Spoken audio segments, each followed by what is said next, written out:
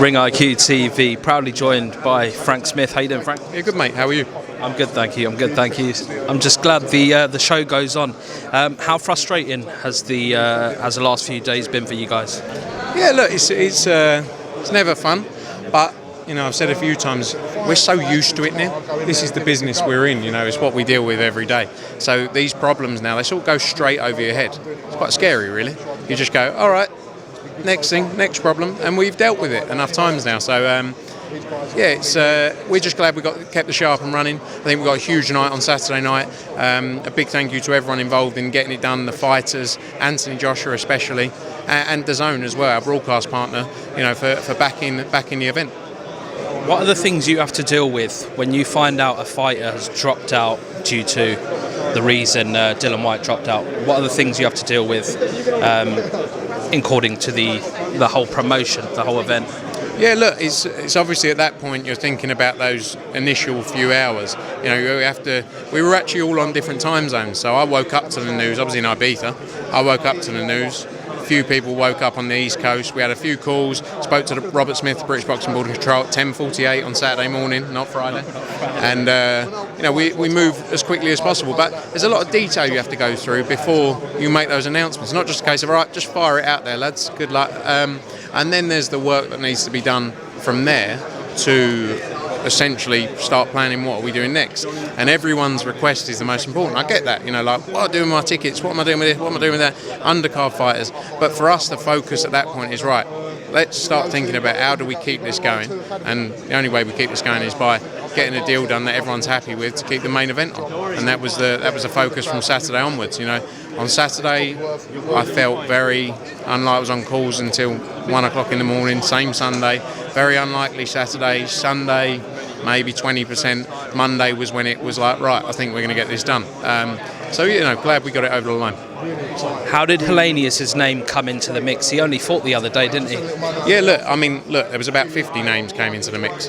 As you can imagine, everyone from every weight division was thinking about blowing up all the way from welterweight to heavyweight to take this fight. But we had to find the right opponent, and people will have their view on the decision we made. No one's ever going to be completely happy. That's just the reality. We get used to that. That's Twitter.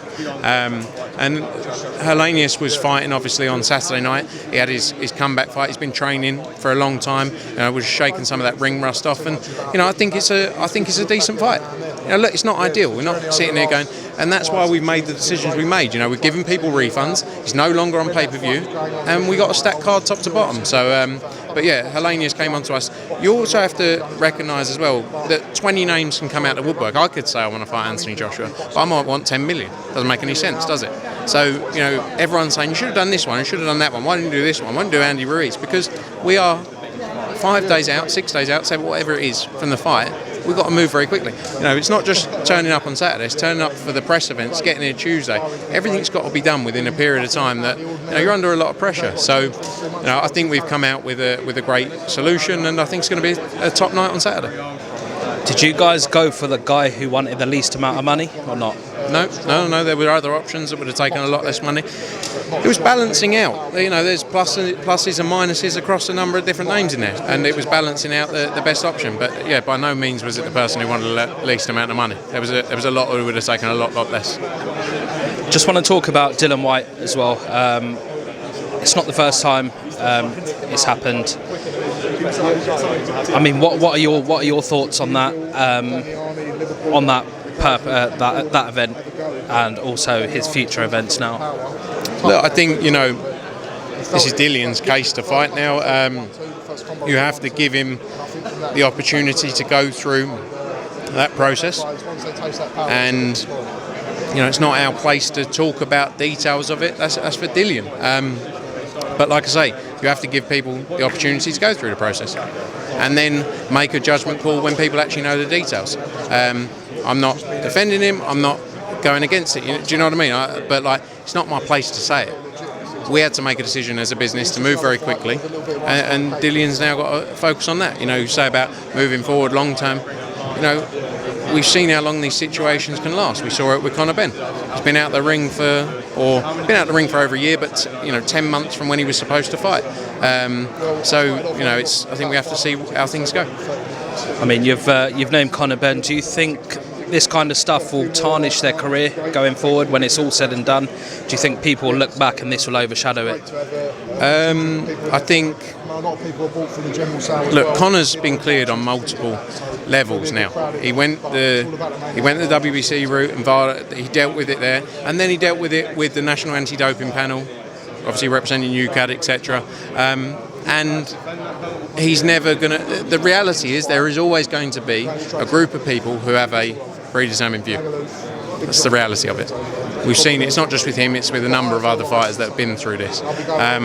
You know, for Dillian, like I say, you have to go through this process and then go from there. I can't talk on it in detail, really. Those that are watching right now, when this is uploaded, I just want your thoughts on basically UCAD and VADA. Are they both mandatory or are they both voluntary? How does it work? No, UCAD is mandatory for any British fighter. So any British registered fighter, plus anyone who's boxing in the UK. In addition, VADA is much more a scheme paid for by promoters, except in the case of WBC Clean Boxing Program, which every rated fighter, top 15 rated fighter, has to be signed up to. So, you know, all different rules depending on organisations.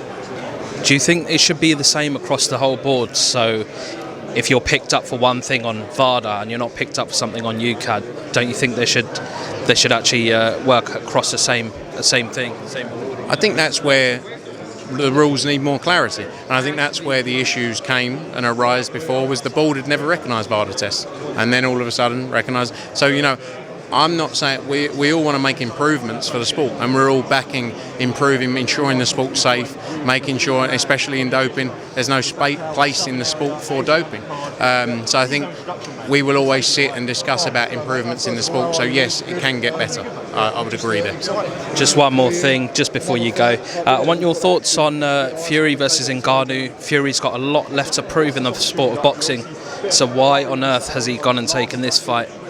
Because it's a massive event. I've never shied away. It's a huge event. It's going to be massive. You're doing massive numbers. You get paid a lot of money, and fair play to him. Like if someone offered it to you or me, and in our particular roles, we would take a load of money to do it, wouldn't we? Fair play. And it will be a massive event. I'll watch it, but it shouldn't hold up the boxing, the sport of boxing, and the belts. That's the only thing I'd say. But fair play, Tyson Fury. I'm not surprised. You know what I'm saying? I'm not surprised that we all, in that position, a lot of people would say yes. So it's not. I can't sit here and go, "Why'd you do that?" Nutter. But it shouldn't hold up the belts. Is all I'd probably say. I mean, a lot of people are comparing it to Floyd Mayweather when he's doing exhibitions and stuff. But Floyd has nothing to prove. Fury still does. Do you think? Yeah, look, I'm sure he'll want to prove more and go and beat Alexander Usyk, become undisputed champion. Surely that would be your dream. But at the same time, if you get offered a lovely amount of money to go and do something against someone who's never boxed in their life before in a massive event, we'd all consider it. So, you know, I don't disagree from a boxing standpoint. Yes, it's disappointing, but not on a personal level. If you're asking me, would I do it? Lastly, if AJ and Fury were to retire tomorrow, would they go down as all-time greats? I think they both should, yeah, 100%. You know, I think Fury, obviously, we've seen he's number one heavyweight. You know, he needs to fight Usyk to clear it up, but I think Anthony Joshua has done tremendous things for the sport of boxing. You know, and he deserves more respect than people give him. So yeah, for sure. Frank, thank you for your time. Thank you for talking to Ring IQ TV, and I'll see you Saturday night. Cheers, mate. Cheers. Good to see you. Thank you.